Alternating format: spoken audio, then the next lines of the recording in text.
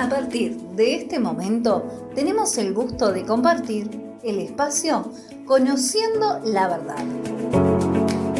Un tiempo de reflexión y análisis en la palabra de Dios a cargo del pastor Miguel Barbero, que te llevará a conocer la verdad.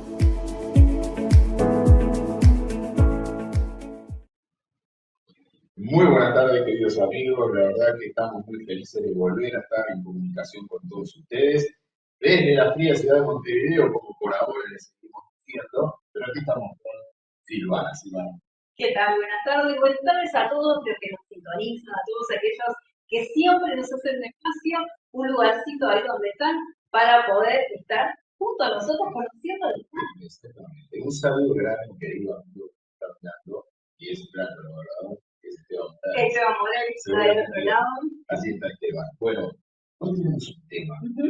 ¿Qué tema tenemos? Pero antes de comenzar el tema y poder desarrollar, queremos decirles que se pueden comunicar con nosotros para cualquier tipo de pedido de información. Acá tenemos la computadora, sin duda que estamos recibiendo los pedidos de ustedes, pero nos encantaría todos esos pedidos poder llevar también a nuestra congregación llamada Tierra de Bendición y poder estar orando por ustedes, por sus necesidades. Y como siempre, sobre los minutos finales del programa, ya clasificado de esa manera, ¿no? De los últimos 10 minutos por lo menos los dedicamos para poder orar por su necesidad.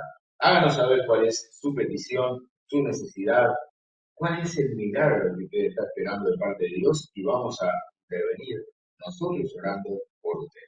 Así que bueno, y ya que les hablo de eso. Sí, claro. Hoy vamos a hablar de un tema difícil si yo te tiro un titular. El titular sería la restauración del ministerio. Uno dice, pero no, la restauración es de la persona. Sí, hay personas que son restauradas. Pedro fue restaurado. Juan, del capítulo 21 en adelante, vamos a encontrar que allí aparece cuando, después de la resurrección, Jesús va a la playa a buscarlo, porque él se había vuelto a la rutina de la pesca nuevamente, pensando que todo se había terminado. Jesús lo va a buscar para restaurarlo como persona, otra vez al ministerio, pero le hace un desafío: que apaciente sus ovejas, que apaciente sus corderos, que pastoree sus ovejas. Y ese fue el desafío ministerial. Yo creo que hoy en día está pasando algo, por lo menos voy a hablar por Uruguay, que cuando un cristiano se aparta, se aleja, muchas veces termina haciendo cosas que ni siquiera antes de conocer el Evangelio hacía, y en ese alejarse de Dios, en esa pérdida de fe, muchas veces cae en una cantidad de cosas terribles. Cuando Dios lo restaura, hay iglesias que reciben a los restaurados, pero nunca más le dan una oportunidad en el ministerio, porque consideran que cayó, entonces como cayó, y no importa en qué área haya podido caer, porque lo que nosotros tenemos que medir es que cuando una persona pierde la fe puede pasar cualquier cosa, y no está en nosotros el juzgar a los demás. Pero sí sé que hay muchos ministerios que de repente dicen, no, un pastor si cae nunca más puede ser pastor, un diácono si cae nunca más puede ser diácono. Y no solamente, por eso digo, no es solamente la parte moral la que nosotros podemos decir, y cayó en pecados. Pueden ser muchísimas cosas. Puede ser que mirá, igual o peor que la fornicación, ¿sabes qué es? La idolatría. Y a veces hay gente que no se da cuenta que tal vez ha dejado a Dios por cierto tipo de idolatría o cierto tipo de prácticas o cierto tipo de cosas, y que Dios lo puede perdonar. Mientras estemos en el periodo de la gracia, Dios te puede perdonar. El tema es que casi ningún ministerio te va a dar la oportunidad de restaurarte porque consideran que perdiste la confianza que te había dado Dios cuando te llamó y te apartó. Y yo creo que hoy vamos a ver, en este pasaje de las Escrituras que está en Jueces capítulo 11, vamos a ver cómo Dios restauró todo. Y lo restauró en Pedro, porque creo que Pedro es el mayor ejemplo de restauración ministerial.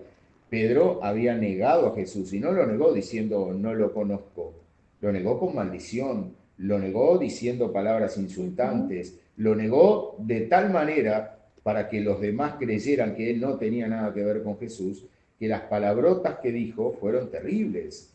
Por eso él también se había quedado mal y consideraba que ya no había más esperanzas para que aquel pescador del mar terminara siendo pescador de hombres, sino que considero que todo eso fue tal vez un momento y que después de tanto tiempo estar al lado de Jesús, ahora había que volver a ser pescador de peces.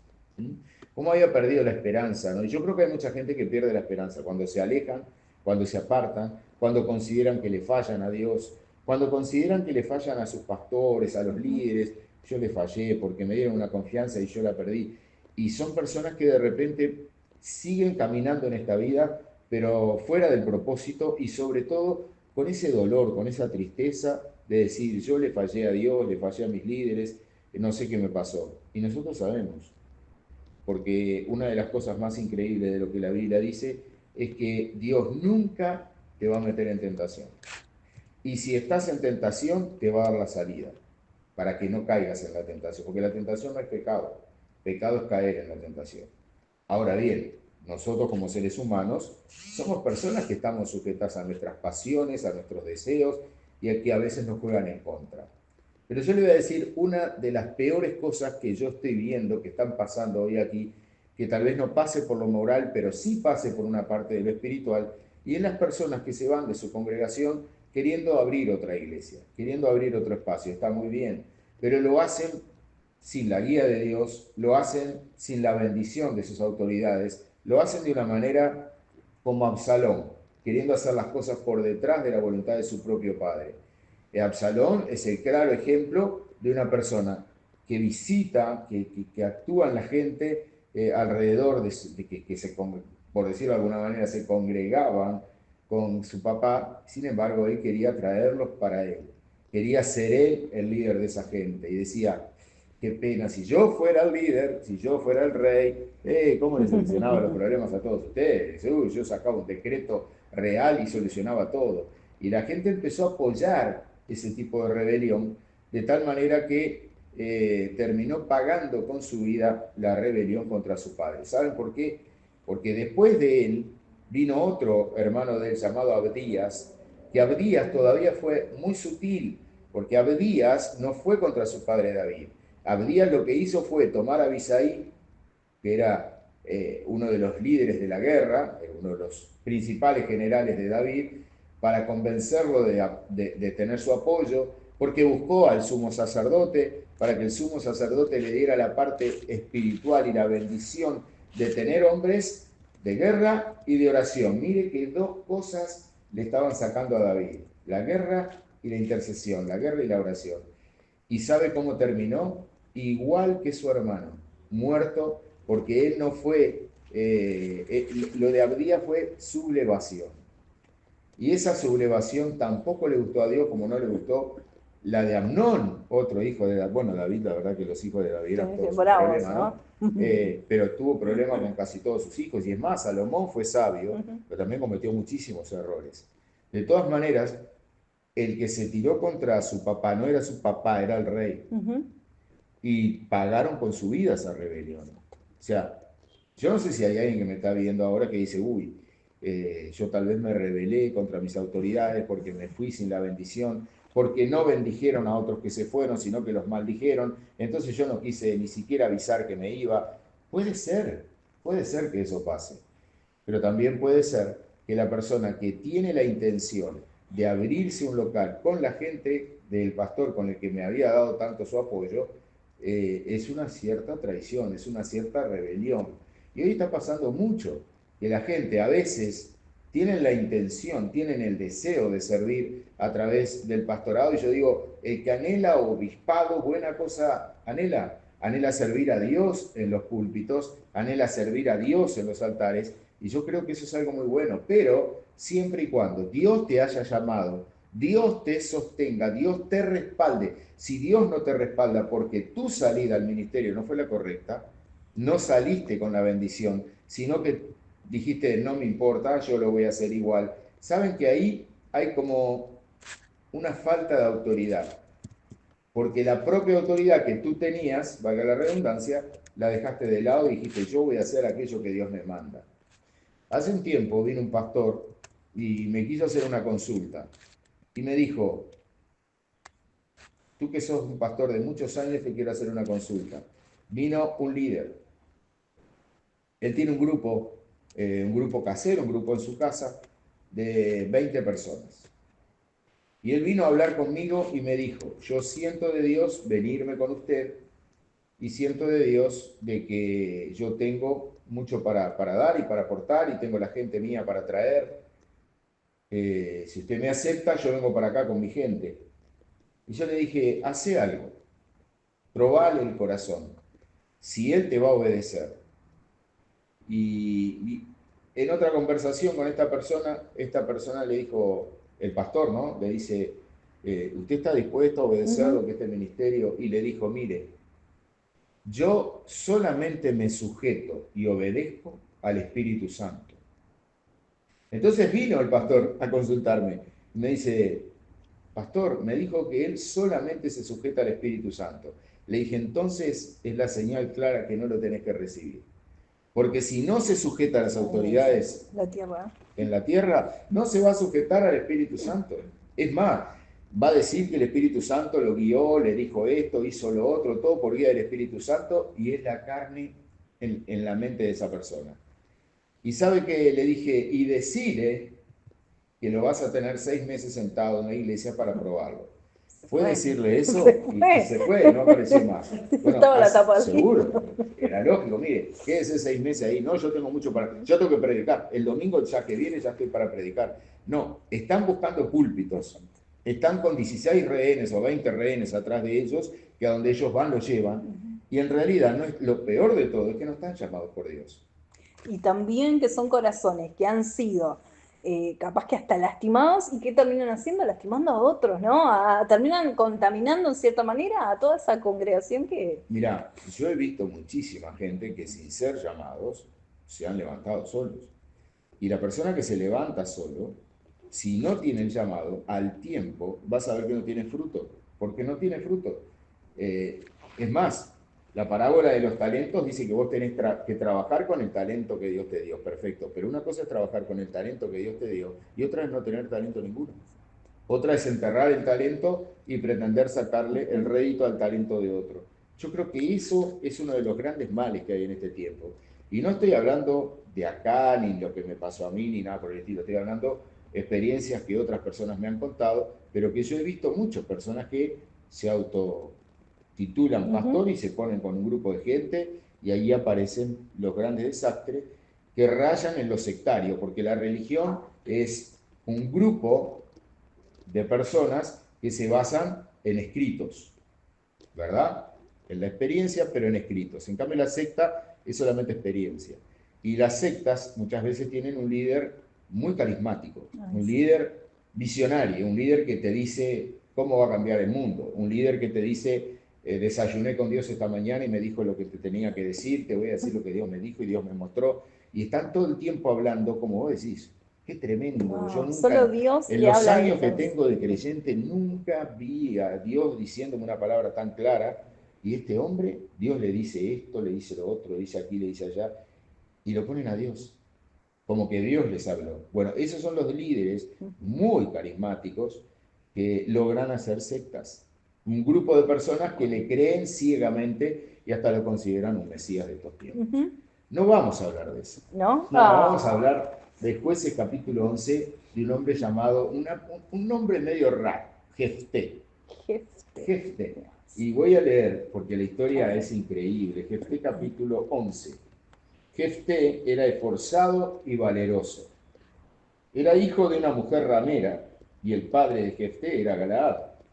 Pero la mujer de Galaad le dio hijos, los cuales cuando crecieron echaron a Jefté diciéndole, no heredarás en la casa de nuestro padre porque eres hijo de otra mujer. ¿Qué hace Jefté? Huye Jefté de sus hermanos, habita en la tierra de Tob, y se juntaron con él hombres ociosos, los cuales salían con él. Aconteció andando el tiempo que los hijos de Amón hicieron guerra contra Israel, y cuando los hijos de Amón hicieron guerra contra Israel, los ancianos de Galaad fueron a traer a Jefté de la tierra de Tob, y dijeron a Jefté, ven y serás nuestro jefe para que podamos pelear contra los de Amón. Versículo 11. Entonces Jefté vino con los ancianos de Galaad y el pueblo lo eligió por caudillo y jefe. Por eso dije, fíjense las cosas increíbles, ¿no? De un hombre esforzado y valeroso, cuyos hermanos solamente no lo quieren, sino que apenas empiezan a crecer esos hermanos, en vez de sentir admiración por el hermano mayor, que era el que sabía cazar, que sabía pelear, que era un hombre de verdad, ¿no? Con un carácter fiero, ¿no? Como para pelear. Sin embargo, no quieren por el pasado, por haber tenido una madre prostituta. La pregunta es, ¿cómo el pasado de una persona puede influir en el presente? ¿Cómo vos podés decir, yo estoy en una congregación, pero aquella persona mucho no me gusta? Yo la tengo allí mirándola, observándola, porque esa persona era, y miramos el pasado de la persona. Y yo creo que una de las cosas increíblemente oscuras que uno ve a veces entre los cristianos es que a veces juzgamos el pecado de los demás. Es que a veces siempre tenemos ojos para ver el problema de todos. La pelucita del trigo, ¿no? La llamada mota, ¿no? La pelucita del trigo, yo se la quiero sacar en la pestaña a la otra persona y no veo el tronco que tengo en mi vista. Es decir, yo miro el problema de los demás y trato de corregirlo y trato de condenarlo y trato de decir esto no me gusta y aquello no me gusta, y se transforma en un grupo religioso que condena y exige que la persona sea perfecta. Y perfecto es solo Cristo. Nosotros somos personas, obviamente como seres humanos, somos pertenecientes a una raza caída y siempre vamos a cometer errores, siempre vamos a de repente hacer algo que a otro no le puede gustar. Pero una cosa es lo que yo haga y otra cosa es lo que yo fui.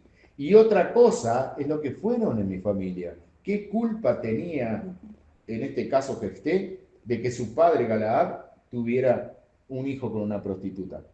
Por supuesto que ninguna, porque no dependió de Jefté, dependió en todo caso de Galaad. Sin embargo, los medios hermanos, porque Galaad se casó con otra mujer, tuvo hijos con otra mujer, empezaron a mirar a ese hermano mayor, tal vez de chico con admiración, pero ya de grande diciendo, por ser hijo de otra mujer, no va a heredar con nosotros. Por el pasado, solamente por el pasado de esa mujer que tuvo como hijo a Jefté.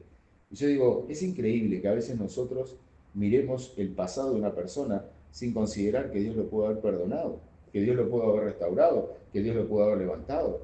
¿Sería que los demás discípulos le dirían a Pedro cuando lo vieran, Pedro, tú negaste a Jesús, te escuchamos cuando lo negaste? ¿Será que ellos le pudieron decir algo? ¿Será que le pudieron decir al apóstol Pablo, cómo vamos a ir al estudio que tú vas a dar, a la prédica que vas a hacer, si tú fuiste capaz de matar a otros cristianos y sacarnos de las ciudades porque predicábamos a Cristo?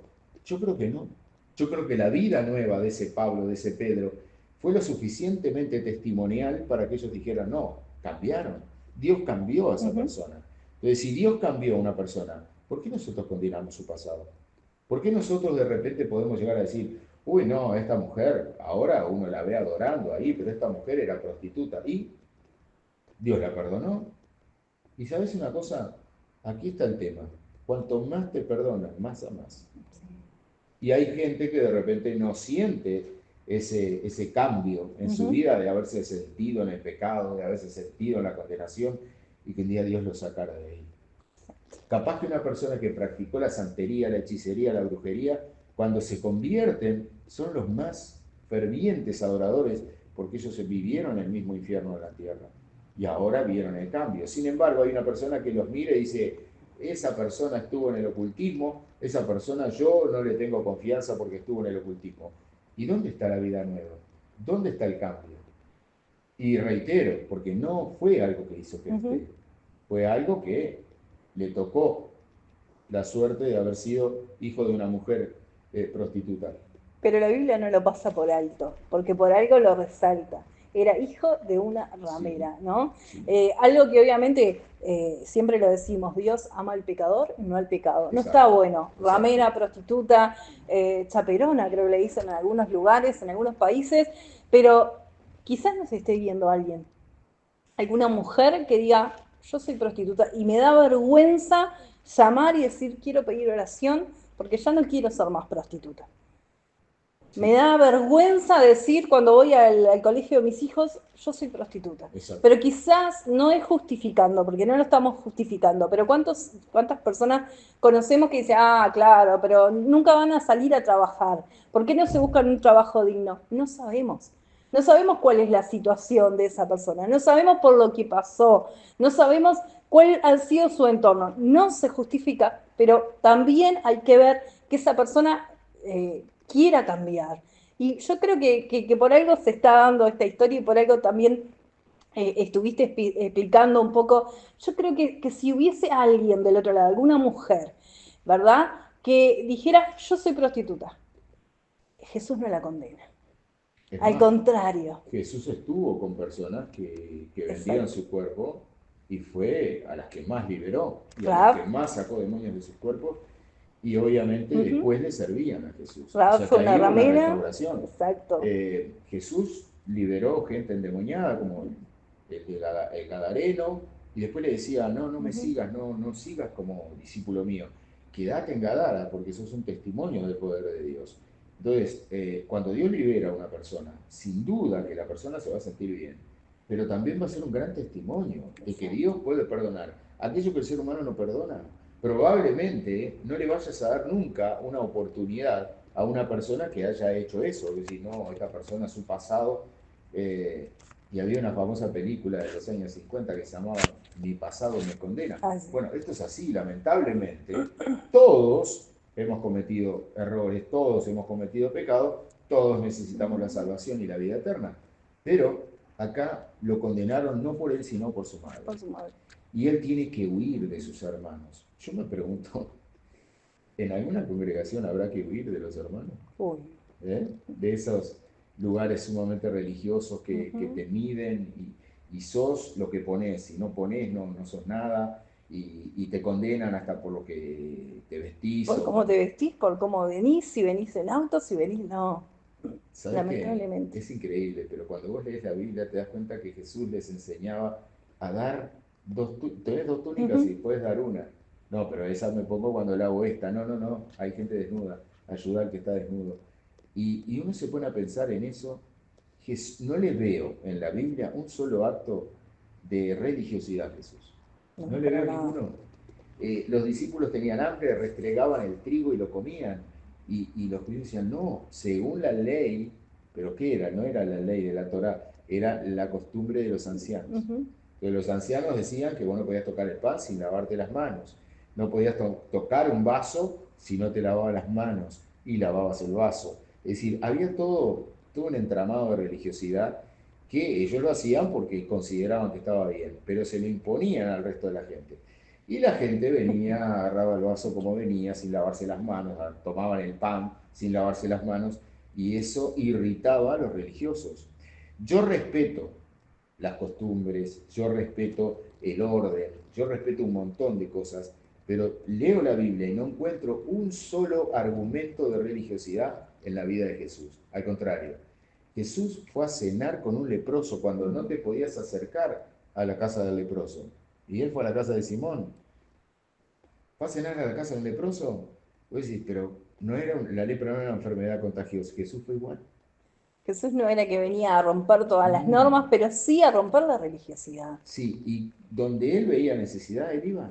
Cuando le dicen, Señor, la cena en la casa de Pedro se suspende porque la que iba a cocinar, que era la suegra, está enferma. No, vamos ahí. ¿Hay necesidad? Sí, vamos ahí. Y lo primero que hace es sanar a la suegra de Pedro. Y dice que se levantó y le seguía. Hizo el milagro, inmediatamente la mujer se levantó y le siguió. Es decir, porque no le quitó la fiebre, no fue un antipirético. Él cuando le toca la mano le saca la enfermedad que le produce la fiebre. Entonces Jesús no era religioso, al contrario, yo creo que lo acusaron de comer carne, lo acusaron de tomar vino, es decir, lo acusaron de ser una persona normal, una persona que no hacía cosas para que solamente se convirtieran los que estaban dentro de la sinagoga. Él hacía cosas para que se convirtiera la gente del pueblo. Él hacía cosas para que la gente entendiera que el reino de los cielos se había instalado en la tierra y que él era parte de Dios. Entonces, volvamos a Jefté porque lo dejamos acá. Jefté se va de los hermanos, se tiene que ir porque entre otras cosas pensaba que lo iban a matar por la parte de la herencia que le tocaba a Jefté, pero Jefté ya había demostrado ser valeroso, había demostrado ser esforzado, era una persona sumamente inteligente, capaz, sagaz, pero a su vez una persona que sabía cómo batallar. Y cuando vienen los de Amón a pedir la tierra, o esta tierra es nuestra, ahora vamos a venir acá y los vamos a matar a todos y nos vamos a quedar con esta tierra, ellos no saben lo que hacer. Ninguno de los hermanos sabía pelear, sabía poder tener el liderazgo de salir adelante. Tampoco los ancianos encontraban a alguien en Israel que pudiera ser la persona que se enfrentara a los amonitas. ¿Y qué hacen? Lo van a buscar a Jefté. Y cuando lo van a buscar, Jefté estaba rodeado de personas de lo peor de la sociedad. Estaba rodeado de personas que tal vez hoy no tendrían mérito ninguno para entrar en una iglesia, ni siquiera para entrar en una iglesia. Dice que hombres ociosos, ¿no? Se juntaron con él hombres ociosos, los cuales salían con él. Es decir, personas que no tenían trabajo, que no tenían ningún mérito, personas que tal vez eran radiadas de una sociedad, alejadas de una sociedad. No te des con esa gente, no te aconsejo que te acerques a esa gente. Bueno, esa gente se le pegó. Me hace acordar a David, que también se le pegaron aquellas personas que estaban entristecidas, endeudadas, afligidas, amargadas. Bueno, yo diría lo peor de la sociedad, se le juntaron. Y él de ahí toma parte de su ejército. Él de ahí toma hombres valerosos que para la sociedad no servían, pero sí servían para el ministerio. Es increíble, ¿no? Porque acá veo el paralelismo de lo que le pasó a David y lo que le pasa a Jefté. Cuando hay momentos en tu vida en que tenés que dejar el lugar donde estás, te tenés que alejar por culpa de tus hermanos y terminás igual que José en la cisterna. ¿Quién metió a José en la cisterna? Sus propios hermanos. No, no estoy hablando de nadie en particular, pero ¿cuántas veces son los hermanos los que te meten en una situación así? ¿Cuántas veces son los hermanos o las personas que considerabas hermanos, hijos del mismo Padre Espiritual? Somos hermanos y son las personas que un día se dan vuelta y te combaten la visión porque no les gustó tu túnica, porque tenían envidia. Y creen que están bien, eso es lo peor. Ellos creen que delante de Dios están bien. Ahora, ¿cómo se siente ese José y cómo se siente ese Jefté? Y yo creo que Jefté se debe haber sentido usado. Ahora que me necesitan, me vienen a buscar. ¿Y quién dice que después de que yo pueda vencer a los amonitas, me respeten? No me den la espalda otra vez como ya lo hicieron anteriormente. Entonces él le pide en el versículo 11, estamos en el Jueces 11:11, Sí. le pide ser elegido como caudillo y jefe. Es decir, el reconocimiento que los ancianos le hicieron de que te fuiste corrido, te fuiste para salvar tu vida, te fuiste porque tus hermanos no te quisieron, estuviste en el peor momento con la peor gente y fuiste fiel porque él siguió adelante y ahora resulta que lo vienen a buscar. Y eso, ¿sabe cómo yo le llamo? La restauración ministerial. El hombre elegido por Dios, sin duda que era Jefté. ¿Por qué no fueron ninguno de los hermanos, aquellos que se envalentonaron para echarlo? ¿Por qué no fueron ellos? No eran la persona elegida. La persona elegida era Jefté. Y a mí, ¿sabe lo que me hace ver eso? Tal vez cuánta gente hoy me está mirando, que le pasó lo mismo. Los hermanos te echaron, las personas de tu confianza te abandonaron, te dejaron rodeado de personas sin mérito ninguno para bendecirte, y allí, en el medio de la prueba, o en el medio de la soledad de la cisterna que tenía José, ahí es que Dios viene y te fortalece para sacarte de ese pozo, sacarte de esa cisterna, sacarte de esa situación y ponerte en el lugar que siempre tuviste que tener. Yo creo en los tiempos de Dios. Creo que a veces hay esos tiempos donde una persona se aleja del propósito y pasa desiertos y desiertos y desiertos, se experimentan los desiertos, no sabe para dónde ir, pierden la fe, pierden la visión y llega un momento que las personas dicen, bueno, que sea lo que Dios quiera, pero la verdad que yo hoy no sé ni para dónde ir, ¿no? Porque han perdido el rumbo, han perdido el ministerio. Y sé que, por lo menos yo hablo por Uruguay siempre, yo sé que acá en Uruguay hay muchísima gente con sistemas de evangelismo que hubieron hace unos 20 años atrás, de células hogareñas y que crecieron mucho, que de repente la gente recibían a Cristo, aceptaban la salvación, se les regalaba un Nuevo Testamento, pero después se les perdía de vista. Y fue un sistema de evangelismo que tuvo muchas parteras y pocos pediatras. Muchas parteras nacían. Diga conmigo, recibo la salvación, y la gente recibía la salvación, pero después los abandonaban. Y acá se inundó el Uruguay con células. Era la moda que en todos los barrios y aquí y allá, células por todos lados. Pero de golpe, pasó un año, pasaron 2 años, se cerraron las miles de células que se habían abierto y la gente dijo, ¿y ahora? ¿Y aquí a dónde vamos? ¿A quién seguimos? Entonces, los hicieron nacer para el mundo espiritual, pero después los dejaron morir de hambre. Porque no hubo asistencia, no hubo atención, no hubo absolutamente nada. No hubo ese discipulado, ese seguimiento. Mira, cuando uno ve la verdadera visión de los cristianos, que está en Mateo 28, nos dice, ir por todo el mundo y hacer discípulos a las naciones. Y hacer discípulos a las naciones quiere decir lograr que una persona aprenda del Espíritu Santo en comunión con Dios y obviamente con el Salvador Jesucristo. Entonces, si yo logro que los miembros de mi congregación tengan comunión con Dios, comunicación con Dios, la oración con Dios, ¿sabe lo que va a pasar? Ellos van a crecer como discípulos a través de la palabra. Ellos no tienen que aprender de mí, ni lo que como, ni cómo me baño, ni cómo camino, ni si hago deporte, si hago esto, si miro lo otro. Ellos no tienen que aprender de mí. Yo no quiero formar en mi iglesia pequeños Miguelitos, porque no es a lo que Dios me llamó. Yo tengo que formar en la iglesia discípulos de Cristo a través de la palabra. Esa es la visión. Ahora bien, volvamos un minuto a toda esta cantidad de miles de personas que recibieron la salvación y hoy están, que murieron por inanición, murieron por hambre, murieron porque no tuvieron las condiciones necesarias y básicas para aprender de la palabra y poder madurar en su fe. Hoy, y no creo equivocarme en lo que voy a decir, hay más gente fuera de la iglesia que dentro.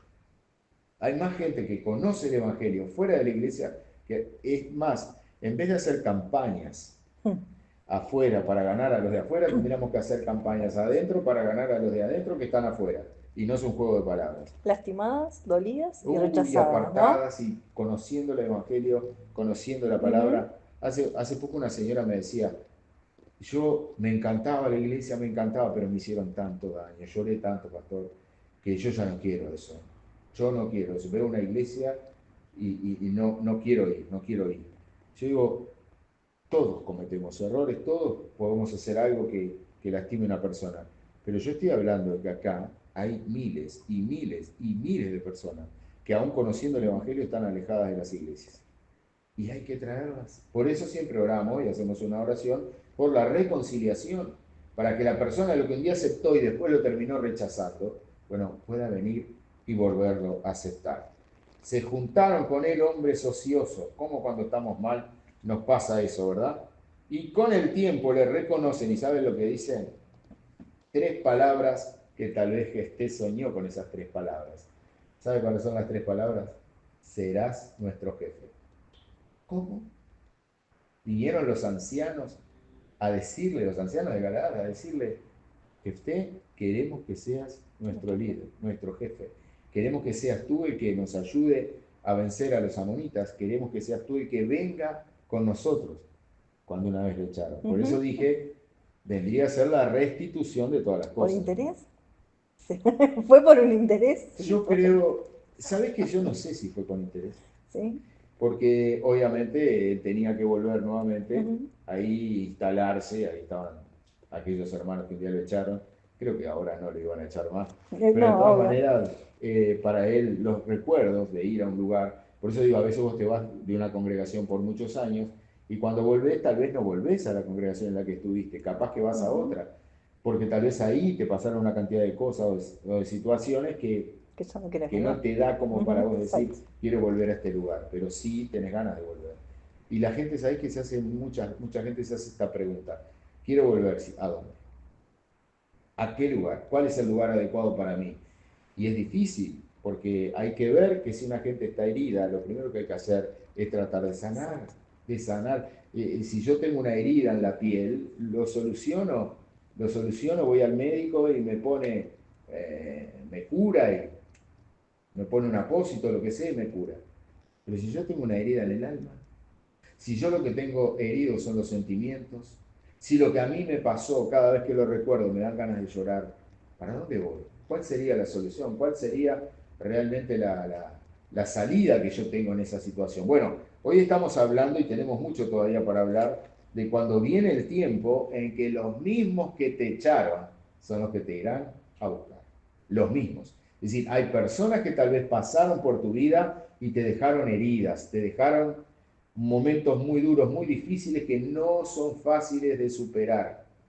Porque yo conozco líderes que tal vez se han puesto en una posición hasta de dueños de la gente, de decirle, usted no se puede casar con esta persona, pero nosotros nos amamos. No, yo creo que usted se case con aquella otra. Nosotros no estamos llamados a eso. Yo no estoy llamado a decirle, mire, si su hijo vuelve a esto, échelo de su casa, que viva en la calle. Yo no puedo decir eso. Yo tengo que orar por esa gente, acercarme a esa gente y tratar de ser una bendición y una ayuda. Pero en algunos lugares le han dicho, échelo, sáquelo, disciplínelo. Y yo creo que muchos se han puesto en una posición con más poder y más autoridad que los propios padres de esa gente, ¿no? De los jóvenes o lo que sea. Más que Dios. Y más que Dios. ¿Por qué no? Más que Dios. Se han puesto en una posición en que ellos te dicen lo que hacer y lo que no hacer.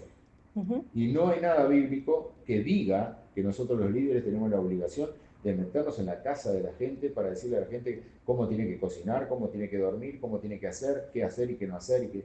Porque creo que Dios no nos llamó a corregir ese tipo de cosas que son domésticas. Dios nos llamó a predicar las buenas nuevas de salvación. Si la gente se convierte, es el Espíritu Santo el que los guía. Yo no sé si esto está Dios quedando corrige claro, ¿no? y exhorta, pero no condena. Y No, ellos se para ponen en nada. esa postura, ¿no? Condenación. De señalar, de criticar, de exponer, porque eso también es exponer a una persona. Hoy se le puede decir bullying o un montón de cosas, pero exponer a tal punto de hacerlo sentir muy, muy mal. Vos sabés que hace varios años atrás había visto un papelito, no sé cómo llamarlo, ¿no? Pero era una información que decía, el apóstol Pablo, de la Biblia, Ajá. el apóstol Pablo no fue aceptado en tal congregación, nombraba, ¿no? Sí. Una congregación muy grande que está en todas partes del mundo, porque por sus antecedentes, por haber estado preso, no, por un montón de cosas, ¿no? Y uno miraba y decía, sí, esto le pasó a Pedro, sí, a Pablo, sí, esto le pasó a Pablo, sí, por supuesto, le pasó esto y esto. Esas eran, decían, no sé, un día lo encuentro, se los voy a pasar.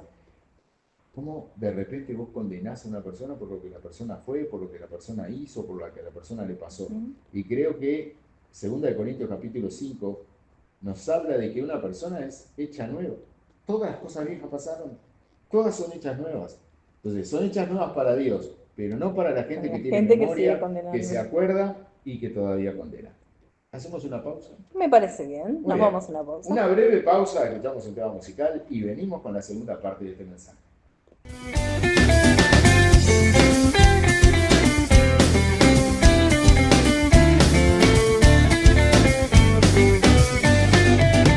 Hemos conocido la puerta, entrado por ella y hallado salvación.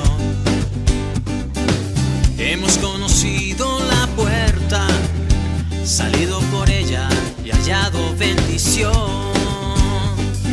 Abundantes pastos, un rebaño y un pastor que nos guía, y llevamos fruto para vida eterna.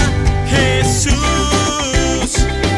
tú eres la puerta, en ti hemos creído de todo corazón. Jesús, tú eres la puerta, en ti hemos creído y hallado salvación. Hemos conocido la puerta, entrado por ella y hallado salvación. Hemos conocido la puerta, salido por ella y hallado bendición. Abundantes pastos, un rebaño y un pastor que nos guía, y llevamos fruto para vida eterna. Jesús,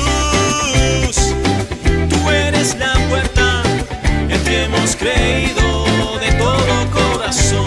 Jesús, tú eres la... Bueno, hermoso tema musical, te diré, ¿eh? Sí, lo Viene- estábamos disfrutando.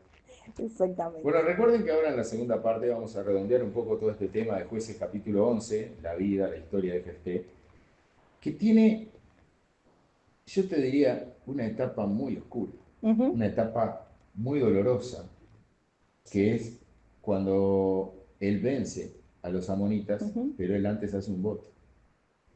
Y el voto era que si Dios le daba la victoria sobre los amonitas, cuando él volviera a su casa, el primero que saliera, lo iba a ofrecer en sacrificio.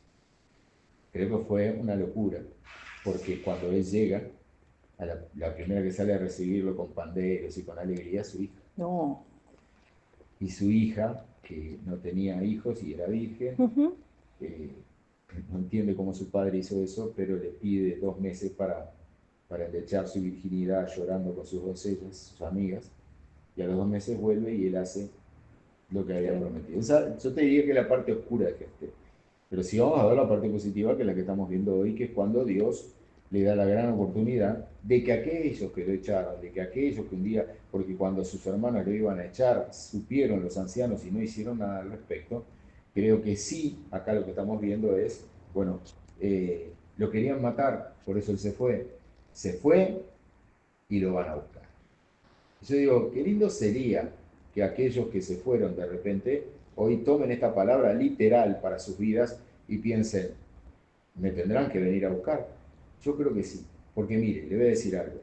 El amor a los perdidos, el amor a las almas, es algo que Dios pone en nuestros corazones para que nosotros podamos predicar, para que podamos visitar, para que podamos estar con la gente. Sin duda, si Dios no nos pone amor por la gente, no nos pone amor por los perdidos, no se va a un hospital, no se va a un psiquiátrico, no se va a un hogar de la tercera edad, no se va a ningún lugar a ver gente que está vulnerable, que está mal, que está necesitada de situaciones de visitas. Hace bastante tiempo atrás estábamos visitando los hospitales que después del 2020, cuando vino la pandemia del COVID, no nos permitieron más visitar los hospitales públicos.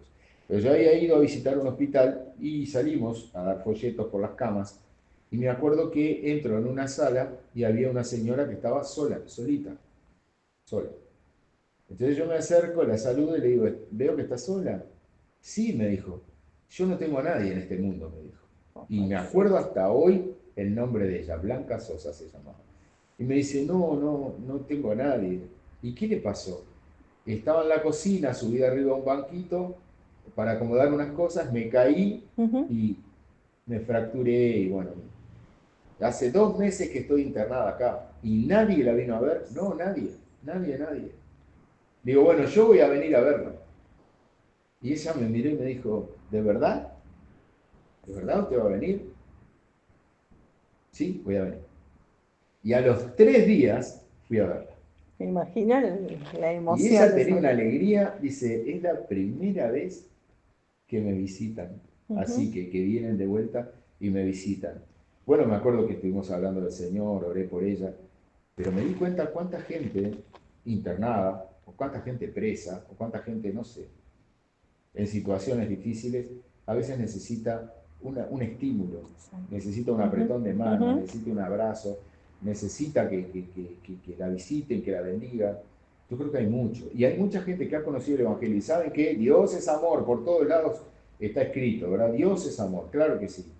Dios es gracia, Dios es misericordia. Dios es todo lo que necesitamos para salir adelante. Pero el gran tema no es Dios, sino los que lo profesan. El gran tema es ese, a dónde voy, dónde no me van a lastimar, yo mejor me congrego por las redes, no prefiero ir a ningún lado porque me va a pasar lo mismo. Acá hay un dicho, el que se quema con leche ve una vaca y llora. Ese es un dicho acá, no sé si hay por ahí el mismo dicho, pero eso significa lo que una vez me pasó y me trajo un gran dolor, cada vez que lo recuerdo me pasa, entonces no quiero vivir esa experiencia. Ahora, yo le estoy diciendo a mucha gente hoy que nos están mirando que Dios quiere restaurar su ministerio. Qué bueno. Que Dios quiere restaurar su ministerio, Dios le quiere dar la oportunidad nuevamente de que esa persona pueda servir. ¿Por qué no? Ah, no, porque estuvo en la cárcel. no, porque esa persona le pasó esto y aquello, y condenamos siempre el pasado de la persona sin mirar en el presente, si esa persona está restaurada por Dios, si esa persona está limpia por Dios, si Dios la levantó a esa persona. Pero ¿sabes cuánta gente que ha estado en la cárcel hoy puede hablar desde ese lado y ayudar a muchos que han estado o están todavía en la cárcel? Sí. Muchísimos. Sí. Muchísimos. Yo conozco mucha gente que tiene el ministerio carcelario, el ministerio de dar su tiempo para ir a las cárceles y predicarle a los presos. Confieso que yo no tengo ese ministerio. He ido muchas veces a la cárcel a predicar, pero no tengo ese llamado. Tengo llamado hacia otro tipo de personas, por ejemplo, gente de la tercera edad. A mí me encantan los hogares de ancianos, me encantan los geriátricos, me gusta muchísimo la gente de la tercera, mucho más que los niños. Porque hay ministerio que se dedica mucho a los niños. Bueno, a mí me gusta más el ministerio de la gente de la tercera edad, que también están olvidados, los extremos de la vida. Gente que ha estado en las drogas y hoy lo que hace es ayudar a la rehabilitación de otros. Exacto. Ese es un tema interesante porque es un ministerio en el cual gastás mucho tiempo, gastás mucho dinero y a veces los resultados que tenés son muy malos. Te cuesta mucho restaurar, te cuesta mucho que pueda volver nuevamente a la normalidad, por decirlo de alguna manera, la persona que antes se drogaba, que ahora está en esa rehabilitación tratando de salir, pero qué difícil que es. Es difícil, pero qué lindo es cuando de repente hay gente que trabaja con esa persona que cayó, pero después cuando la restaura, y esa persona es restaurada, no solamente se restaura la persona, sino también atraen a todo un hogar, a toda una familia. Yo creo que esa es ¿cómo es que se dice? La parte más linda de la historia, porque es una historia triste, una historia donde se sufre la familia, pero cuando se puede recomponer a toda la familia, es tremendo. Es tremendo. Te voy a contar una experiencia de un ministerio acá en Uruguay, que hace muchos años que está, que lo empezaron personas que vinieron del exterior, con una visión muy abierta. Por eso ellos no se vincularon con ninguna iglesia, sino que trajeron su ministerio aquí a la ciudad de Montevideo, donde hacían lo siguiente.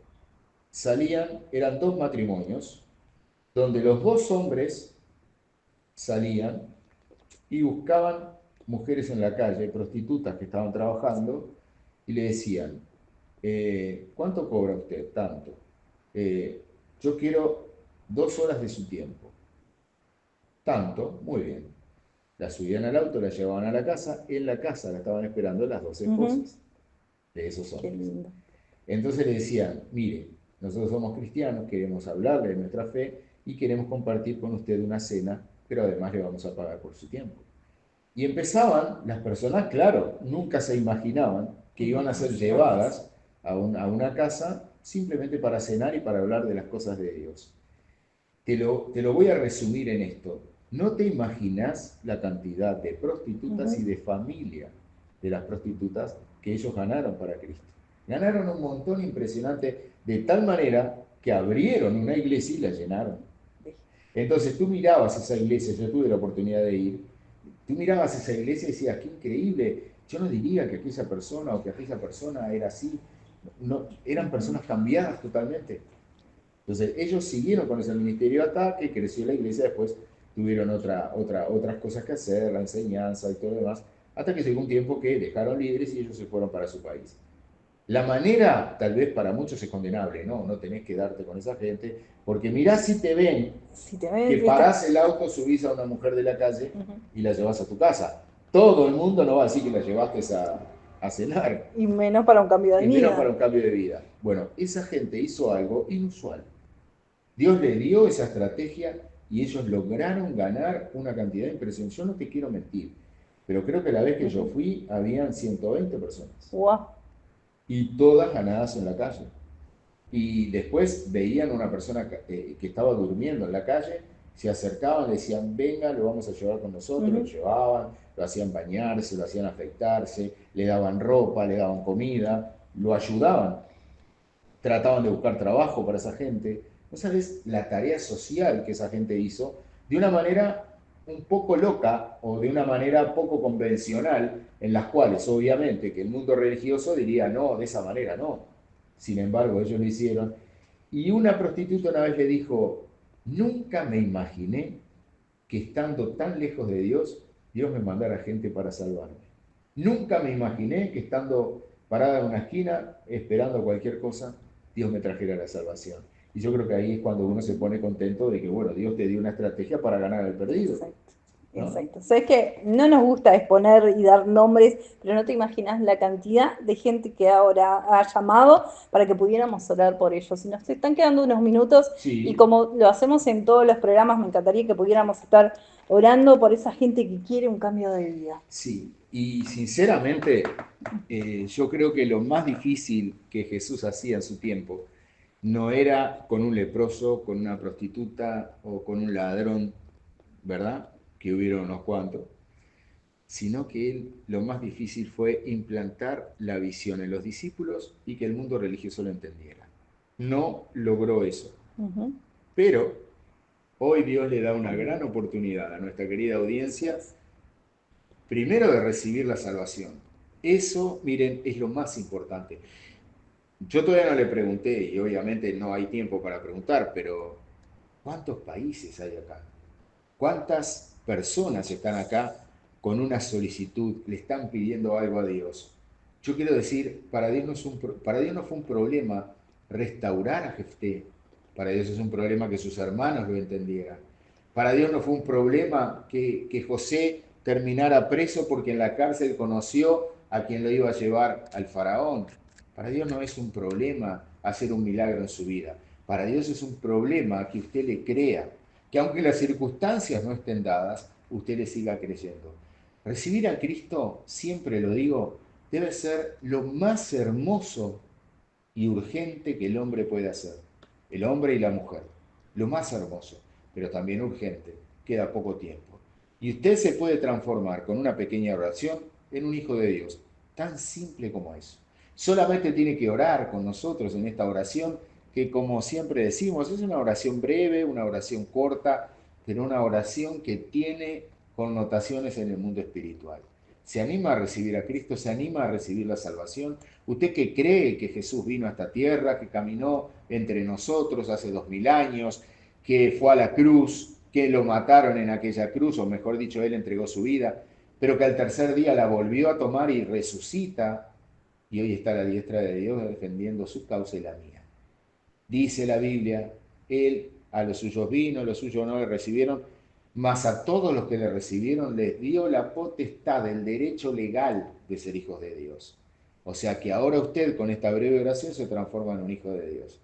Repita esta oración conmigo. Padre que estás en los cielos, en el nombre de Jesús, me confieso pecador, me confieso que te he fallado, que necesito tu salvación. Tú diste la vida en la cruz, tomaste mi lugar, moriste por mis pecados, por lo tanto yo te acepto, Jesús, te recibo en mi corazón y te hago el Señor de mi vida. Y pido que escribas mi nombre en el libro de la vida para que cuando parta a la eternidad lo pueda hacer a tu presencia. Te doy gracias por la salvación que me has dado y pido que tu Espíritu Santo venga a mi vida y me guíe hasta llegar a tu presencia. Gracias, Señor, en el nombre de Cristo Jesús. Amén y amén. Reconciliación. Padre, ahora hay gente que ya hizo esa oración tiempo atrás y hoy están muy lejos de ti. Es tiempo, Señor, de que ellos vuelvan nuevamente, Señor, no como las aguas salutíferas con el agua en los tobillos, metido de lleno, Señor, en tus cosas, trabajando para la obra. Señor, muchos de ellos ahora, a través de esta oración, van a ser restaurados por ti, Señor, y van a ser nuevamente, Señor, llevados a niveles de lo sobrenatural. Por eso te pido que bendigas a todas las personas que ahora, Señor, están orando por esa restauración de sus vidas espirituales, donde tú les vuelves a dar nuevamente, Señor, la oportunidad, Señor, de servirte y que no vuelvan atrás, sino que sigan adelante y conquisten. En el nombre de Jesucristo, amén. Y ahora la última oración, por un milagro para tu vida, en las finanzas, en la familia, en la salud, en donde lo necesites. Señor, pon tu mano poderosa sobre las personas que ahora están escuchando y están mirando, Señor, estas palabras, y están orando y están clamando, Señor, de diferentes países Señor amado, están pidiendo un milagro. Señor, rompe ahora todo aquello que no permite que esas personas puedan salir al milagro, Señor, y recibirlo de parte tuya. Padre, glorifícate en la vida de mis hermanos, glorifícate en ellos, que el milagro ocurra en este mismo momento. Sana cuerpos, liberta, Señor, a los cautivos, trae vista a los ciegos ahora en el nombre de Jesús. Lo creo, Señor, y te doy la gloria, Padre. Amén y amén. Gloria a Dios. No sé cómo estamos de tiempo, pero sé que Esta estamos... es la parte más triste donde te tengo No. que decir que ya no nos queda Ya no casi nos queda nada, tiempo. de nada, de Bueno, nada. Pero no nos bueno, queda muy tiempo. contentos por todos aquellos que se comunicaron, por aquellos Sí. que oraron Y que junto. después nos escriban. Después nos escriben Exacto. y pedidos de oración porque los vamos a llevar a la iglesia. Ahora sí, nos vamos. Muchísimas gracias por haber estado allí. A todos ustedes, la gran bendición de Dios sea sobre ustedes. Y muchas gracias, Silvana. Gracias por todo. Nos vamos. La semana que viene estamos con ustedes otra vez. Conociendo la verdad. Realmente fue un placer haber compartido este espacio junto a ustedes con la guianza de Dios. Nos reencontramos la próxima semana en este mismo canal. Bendiciones.